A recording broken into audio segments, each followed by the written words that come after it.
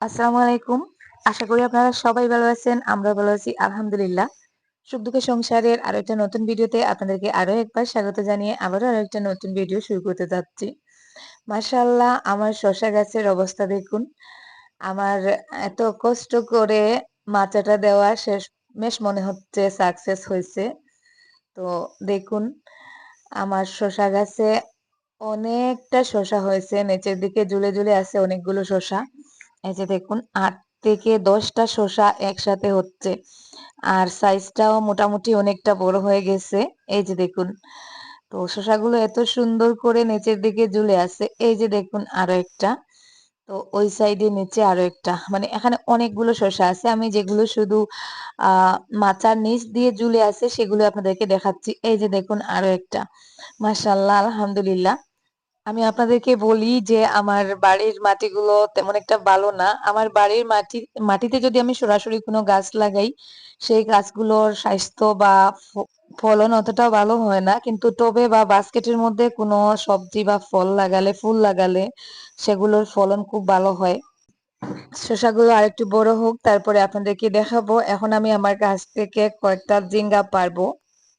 এই বছর আমার জিঙ্গা গাছগুলোতেও মাশাআল্লাহ খুব ভালো একটা ফলন পাচ্ছি। ১-২ দিন মধ্যে রেখে রেখে প্রায় ১ কেজি, ১.৫ কেজি, ২ কেজিও জিঙ্গা পাওয়া যায়। তো গত পরশুদিন জিঙ্গা পারছি। যতদিনই পারি আপনারা দেখেন, মাঝে মধ্যে অফ ক্যামেরায়ও পারি। আজকে আবারও দেখলাম কিছু জিঙ্গা বড় হয়ে গেছে, যার জন্য কাঁচি আর ঝুড়ি নিয়ে চলে আসলাম জিঙ্গাগুলো পাড়ার জন্য। ঘরে কোনো সবজি নেই, তাই আজকে বাড়ি থেকেই আমার নিজের হাতে লাগানো গাছগুলো থেকেই কিছু সবজি উঠাবো। এক এক বছর এক এক সবজির ফলন ভালো হয়। গত বছর আমার বাসায় খুব বেশি বরবটি হয়েছিল, এত বরবটি হয়েছিল খেতে খেতে পরে আর বরবটি রান্না করতে ইচ্ছা করতো না। তবে গত বছর জিঙ্গা হয় নাই। এই বছর বরবটি বারবার লাগিয়েছি কিন্তু বরবটি হচ্ছে না। আর জিঙ্গার ফলনটা এবছর ভালোই হয়েছে। আমার বরবটির গাছগুলোর অবস্থা আপনাদেরকে দেখাই। এই যে দেখুন, অনেকবার বরবটির বীজ বাজার থেকে কিনে আনছি, এনে লাগিয়েছি। তো বৃষ্টির কারণে আর কি বরবটির গাছগুলো বারবার নষ্ট হয়েছে। তো যাই হোক, যেটাই হোক, আল্লাহ যা দিছেন সেটার জন্যই আলহামদুলিল্লাহ। তো এখন আমার এই ভেন্ডির গাছগুলো থেকে আজকে ফার্স্ট টাইম কিছু ভেন্ডি উঠাবো। এইবার বেশি একটা ভেন্ডি লাগাই নাই, ওখানে যেটুকু লাগিয়েছিলাম আমার ওই নতুন রান্নাঘরের ওখানে। তো আরো কিছু ছিল, কিন্তু রান্নাঘরটা করার সময় যারা রান্নাঘরে কাজ করছেন ওনাদের পায়ের নিচে পিষে অনেকগুলো গাছ নষ্ট হয়ে গেছে। আর যেটুকু গাছ রয়েছে ওইটুকু গাছে আজকে কিছু ভেন্ডি দেখতে পাচ্ছি। মোটামুটি খাওয়ার উপযুক্ত হয়েছে, পেরে নেই। ভেন্ডি এমন একটা সবজি, এই মাত্র একদিন গাছে এক্সট্রা রেখে দিলেই দেখা যায় ভেন্ডিগুলো শক্ত হয়ে যায়, বীজগুলো শক্ত হয়ে যায়, পরে আর খাওয়া যায় না। তাই যেটুকু হয়েছে ওইটাই পেরে নিচ্ছি। বেশি একটা হবে না, হয়তো এই ২৫০-৩০০ গ্রামের মতন হবে। তাও ভাবলাম পেরে নেই। খুব ছোট একটা ভিডিও শেয়ার করেছি, আশা করি ভিডিওটা আপনাদের কাছে ভালো লাগবে। তাই রিকোয়েস্ট করবো স্কিপ না করে একটু ধৈর্য সহকারে ভিডিওতে একটা লাইক দিয়ে একেবারে শেষ অবধি আমার সাথে থাকুন, দেখতে থাকুন। তো এখানে গাছের পাতাগুলো একটু কেটে দিতে হবে। ভেন্ডি গাছগুলোতে অনেক পাতা হয়েছে, এখন কিছু পাতা কেটে দিছি। সামনের দিন সময় করে গাছের নিচের দিকে গুড়ার দিকে যে এক্সট্রা পাতাগুলো আছে সেগুলো কেটে দিব। তো আজকে ঝিঙ্গা অতটা বেশি পাই নাই, ১ কেজি থেকে কম হবে। আর ভেন্ডিও আর কি এইটুকুই পেলাম। সকালের খাওয়া দাওয়া শেষ করে এখন আমি চলে যাচ্ছি আমার সেজ বোনের বাসায়, ওই যে শারমিন হাসিনার মা, মানে ওই হাসিনাদের বাসায় যাচ্ছি। তো যাব, আর ১০ মিনিটের ভেতর আবার চলে আসব, কারণ ওখান থেকে কিছু মাংস আনতে হবে। মাংস রাখছি, অনেকদিন হয়ে গেছে আমাদের ঘরে মাংস আনা হয় নাই। তো মাংস খেতে খুব ইচ্ছা করতেছে, তাই গত দিন ওদেরকে ফোন করে বলছিলাম, ওরা মাংস রাখছে, ওটাই নিতে আসছি। আর মাংস নিতে আসলে ওই জায়গা তো হেঁটে আসা যায় না, প্রায় ২০-২৫ মিনিটের জায়গা, তাই গাড়িতে চলে আসছি। আর গাড়িকে আবার ১০০ টাকা দিতে হয় মাংসটা এখান থেকে নেওয়াতে গেলে। যেহেতু গাড়ি আসছে, জুবাইর আসবে মাংসটা নিতে, তাই ভাবলাম সাথে আমিও চলে আসি। গাড়িকে ১০ মিনিট রাস্তায় দাঁড় করিয়ে ওদের নতুন রুমটা একটু দেখে যাব। অনেকদিন হয়ে গেছে, মানে ওরা রুম নতুন করে শুনছি সাজিয়েছে গুছিয়েছে, আর দেখা হয় নাই, আমি আসতেও পারি নাই। তো যাই হোক, এই যে ওদের বেডরুম যেটা নতুন করেছে, এই দরজাটার জন্য খারাপ লাগতেছে, দরজাটা কেমন জানি একটা হাতুয়া হাতুয়া টাইপের দরজা হয়ে গেছে। বাকি সবকিছু ঠিকঠাকই আছে মাশাল্লাহ। তো দুইটা রুম হয়েছে এখন, আগে একটাই রুম ছিল, এখন দুইটা রুম। আর এখানে এই যে ওয়াল শোকেসটা তৈরি করা হয়েছে ওটা আমার কাছে বেশ ভালোই লাগছে। কম খরচে বড় একটা ওয়াল শোকেস যেটার মধ্যে কাপড় চোপড় রাখা যাবে, প্লাস বাসনপত্র, কাঁথা বালিশ, ব্ল্যাঙ্কেট, তুষক, মানে গোড়ের যা যা ইঁদুর কেটে নেয়, তো ওগুলোই রাখা যাবে। শীতকালে যা যা লাগে, তুষক, লেপ, ব্ল্যাঙ্কেট সবকিছুই রাখা যাবে। তো এই যে পাকা বুড়ি চলে আসছে, ও নাকি আমাদের সাথে যাবে। আর জুবাইরকে দেখলে ও তো রেগে একেবারে আগুন হয়ে যায়। আমি তো খুব কম সময় নিয়ে যেখানেই যাই, বাবার বাড়িতে গেলেও খুব অল্প সময়ের জন্য যাই, বোনের বাড়িতেও আসলে অল্প সময়ের জন্য আসি। তো বাড়ির আশপাশগুলো ভালো করে দেখা হয় না। তো আমার বোনের বাসুরের ঘরে ওরা নতুন ঘর করেছে। আমি যখনই আসি আমার বোনের যা বলেন যে আমাদের ঘরে এসে আমাদের ঘরটাও একবার দেখতে আসলে না। তো যাই হোক, আজকে চলে আসছিলাম, ওই 10 মিনিট সময়ের মধ্যেই চলে আসছি দৌড়ে। ভাবলাম ওদের ঘরটা একটু দেখে যাই, ঘরের ভেতর দেখলাম, ঘরের সোজা ছাদের উপরে চলে আসছি। মাশাল্লাহ, ওদের টাকা পয়সার কোনো কমতি নেই। আগে ছোটখাটো ভাঙ্গা একটা ঘর ছিল, এখন দেখুন কত বড় আরসিসি বিল্ডিং করেছে। তো ওই ঘরে আসলে ওই দিকের যে আমার বোনের ঘর প্লাস আমার বোনের ছোট জায়ের ঘর, ওই ঘরগুলো একেবারে ছোট ছোট ঝুপড়ি মনে হয়। তারপরেও যেটুকু হয়েছে আলহামদুলিল্লাহ, অতটুকুই বা কতজনের আছে। মাংস নিলাম, তারপরে ওখান থেকে জুবাইর কিছু মিষ্টি কুমড়া শাক নিল, ও শাক খেতে খুব পছন্দ করে।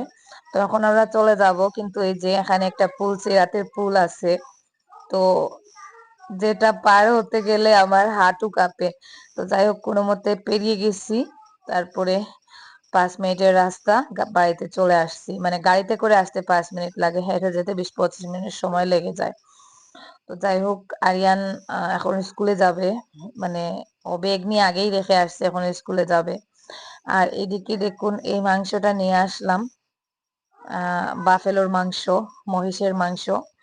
তো যাই হোক, এখন হচ্ছে মাংসটা কেটে কুটে আমি ধুয়ে নিচ্ছি। এখান থেকে অল্প কিছুটা মাংস রাখছি, আর বাকিটা এখানে 1.5 কেজির থেকে একটু কম ছিল। মাংসের এখন যে পরিমাণে দাম বেড়েছে, যেহেতু এখন গরু টরু কোথাও জবাই হয় না, তাই বাকি সবকিছুর দাম বেড়ে গেছে। তো যাই হোক, আমি মাংসগুলো ছোট ছোট করে কেটে ধুয়ে পরিষ্কার করে এখন ওটা মশলা দিয়ে মেখে রান্না করব।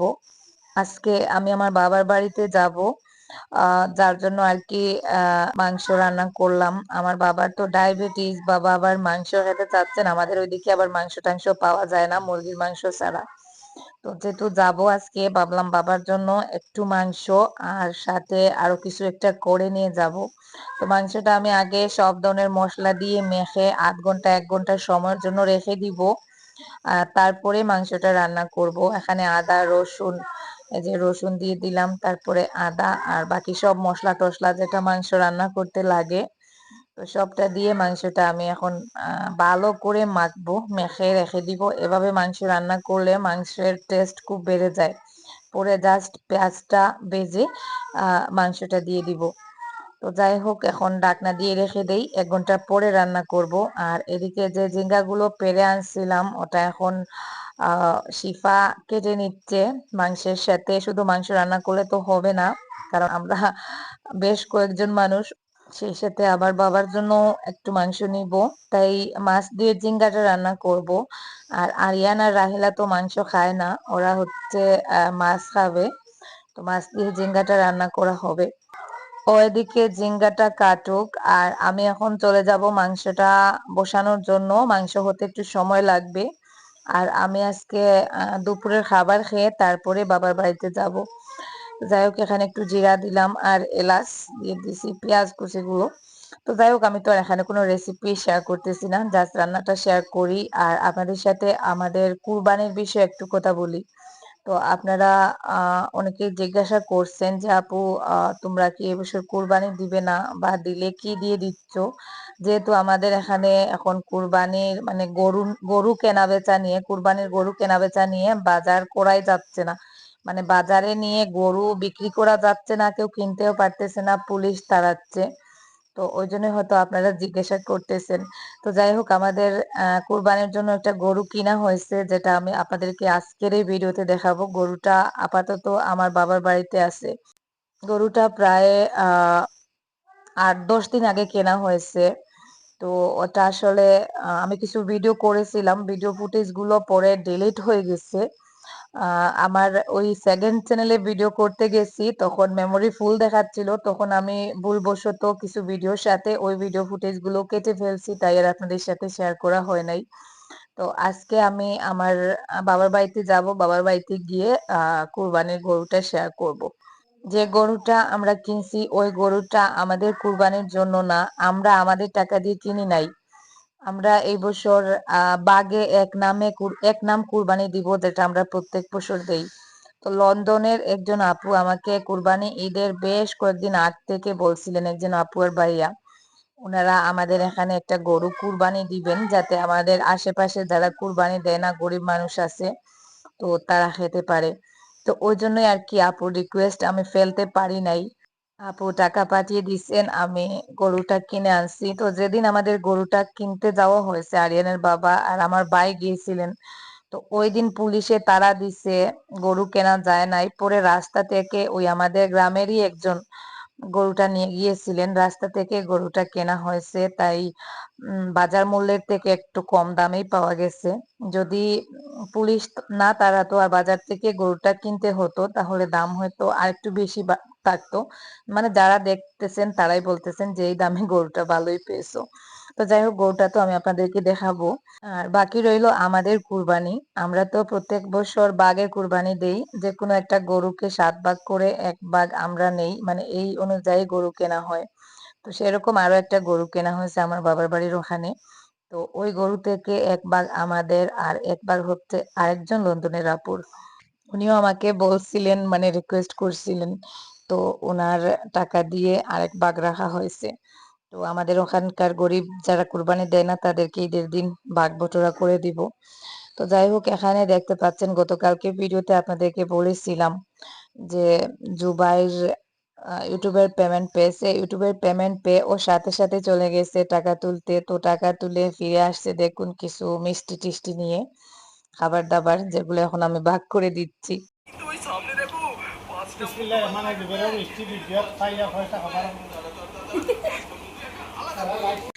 জুবাইরের টাকার কেনা মিষ্টি সবার আগে আমি খেলাম, তারপরে এখন বাকিদের দিচ্ছি, আমার ছেলেকেও দিই নাই, সবার আগে বললাম যে আমি খাবো। তো যাই হোক, এখানে ও 2 জাতের মিষ্টি আনছে, ওর নানার জন্য সিঙ্গারা আনছে, যেহেতু নানা নানির ডায়াবেটিস, আরিয়ানের বাবার ডায়াবেটিস, তো সেই সাথে পান আনছে। তো যাই হোক, আমরা দুপুরের খাবার খেয়ে এখন চলে যাচ্ছি বাবার বাড়িতে। তো একটু মেঘলা মেঘলা ভাব, জানি না হয়তো বৃষ্টি চলে আসতেও পারে।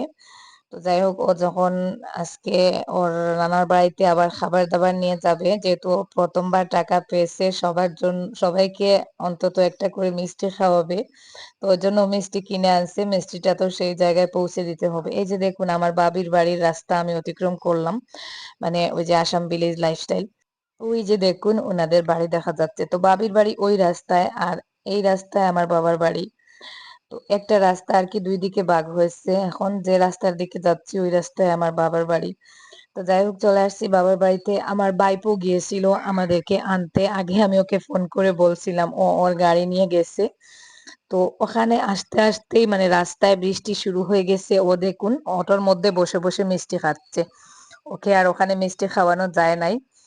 তো যাই হোক, এখন কিছু টুকটাক খাবার দাবার আনছি, সাথে আরিয়ানের বাবাও আসছেন, আর যা যা আনা হয়েছে ওগুলো জুবাইয়ের গাড়ি থেকে নামাচ্ছে।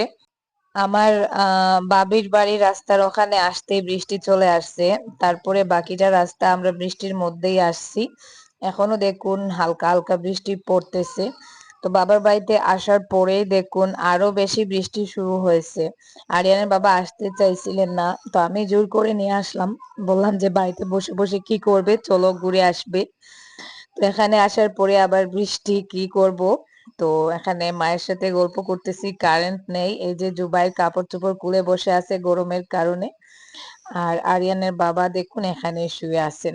বাইরে বৃষ্টি হচ্ছে, বাইরের দিকে বের হওয়া যাচ্ছে না। তো এখানে এসে কিছু নাস্তা টাস্তা করা হলো। তারপরে ভাবি যে লিকার চা এনে দিছেন আরিয়ানের বাবার জন্য, চিনি ছাড়া, আবার হচ্ছে সুগার ছাড়া যে বিস্কিট আর কি। তো যাই হোক, চাটা খেয়ে এখন একটু বের হব। এই যে বৃষ্টি থেমে গেছে। আর এখানে আমার ভাই, ছোট ভাই ঘর তৈরি করতেছেন, এখনো ঘরের কাজ হয় নাই, জাস্ট নিচের পিলার গুলো আর কি দেওয়া হয়েছে। আমার চাচা অসুস্থ, ওই যে উপরে আমার চাচার বাড়ি। তো আমি আসছিলাম একটু চাচাকে দেখবো। তো এখানে এসে দেখলাম আমার ভাইপো বড়শি দিয়ে মাছ ধরতেছে। তো দেখেই দেখুন আমি লোভ সামলাতে পারি নাই, আমিও বড়শি দিয়ে মাছ ধরতে লেগে গেছি। তো আমাদের এই পুকুরে এত পুঁটি মাছ, মানে বড়শি দিলে একটা টোপও মিস যায় না, প্রত্যেকটা টোপে একটা একটা বড় বড় সাইজের ডিমওয়ালা পুঁটি মাছ উঠে। এই যে দেখুন। তো বড়শি দিয়ে মাছ ধরা আমার অনেক বড় একটা শখ। আমি বিয়ের আগে যখন কলেজে যেতাম, কলেজ থেকে এসে কাপড় খুলেই আমি চলে আসতাম বড়শি নিয়ে। মানে শখ না, এটা আমার একটা নেশা ছিল, বড়শি দিয়ে মাছ ধরা।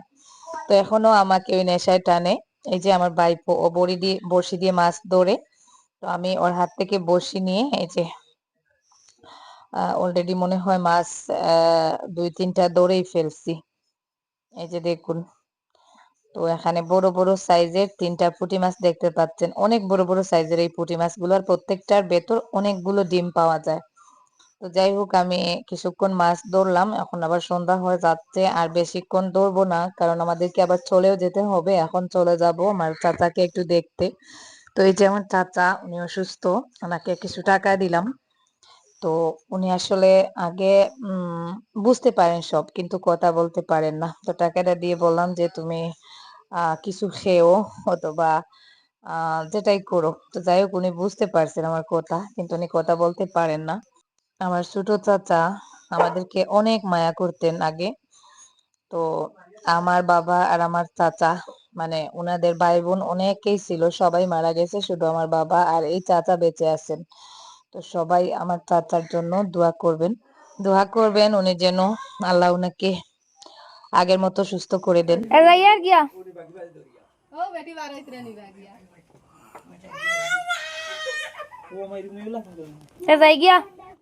তো যাই হোক, এখন চলে আসছি আমার কুরবানির গরুটা দেখানোর জন্য। এই যে গরুটা মনে হয় বৃষ্টিতে ভিজে গেছে, যার জন্য লোমগুলো কেমন জানি কুঁকড়ে গেছে। আর ওই যে দেখুন, বড়শি নিয়ে ওরা চলে আসছে মাছ নিয়ে।